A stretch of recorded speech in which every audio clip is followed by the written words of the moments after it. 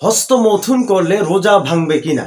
ভাই আমার কি হস্তমৈথুন করলে রোজা ভাঙবে কিনা?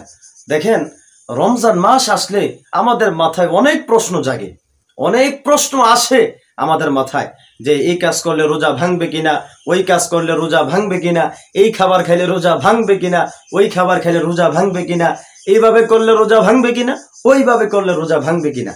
তা আমাদের মাঝে অনেক প্রশ্ন জাগে। তো ভাই আমার দেখেন, হস্তমৈথুন জঘন্য অপরাধ, জঘন্য কাবীরা গুনাহ, লানতময় গুনাহ হচ্ছে হস্তমৈথুন। রাসূল সাল্লাল্লাহু আলাইহি সাল্লাম বলেছেন এটা সবচাইতে বড় কাবীরা গুনাহ এবং জঘন্য গুনাহ, জঘন্য পাপ।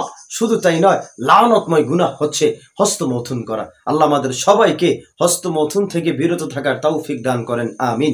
দেখেন ভাই আমার, কথা হচ্ছে হস্তমৈথুন করলে রোজা ভাঙবে কিনা। দেখেন, হস্তমৈথুন তো সম্পূর্ণ হারাম। সম্পূর্ণ কি?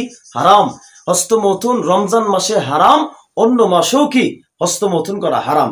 এমন নয় যে রমজান মাসে হস্তমৈথুন করা হারাম, অন্য মাসে হস্তমৈথুন করা যাবে, হালাল, এমনটা নয় ভাই আমার। দেখেন, যেটা অন্য মাসে হারাম রমজান মাসেও কিন্তু হারাম। হস্তমৈথুন করা অন্য মাসে হারাম, রমজান মাসেও হারাম, সব সময় হারাম, সব সময় হারাম, কোনো সময় হালাল নয়।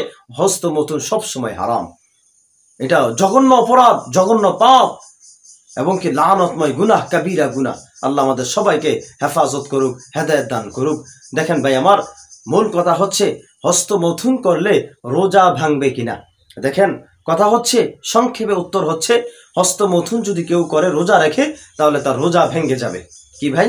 তার রোজা ভেঙে যাবে। তখন কি করতে হবে? কাজা করতে হবে রোজাটা, নাকি কাফফারা করতে হবে? দেখেন, রোজাটা কাজা ওয়াজিব হবে। তার উপর কি হবে? রোজাটা কাজা ওয়াজিব হবে, কাজা ওয়াজিব হবে, কাফফারা করা লাগবে না।